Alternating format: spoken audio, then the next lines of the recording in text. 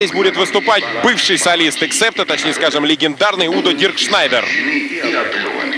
Прежде всего, за рубежом. Да и в нашей стране тоже.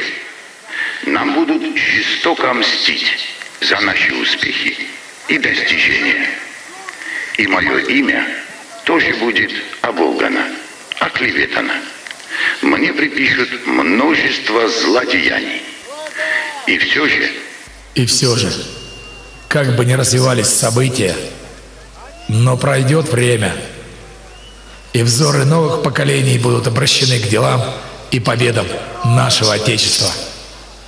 Год за годом будут приходить новые поколения. Они вновь подымут знамя своих отцов и дедов и отдадут нам должное сполна. Свое будущее они будут строить на нашем прошлом. Иосиф Сталин, ноябрь 1939 год.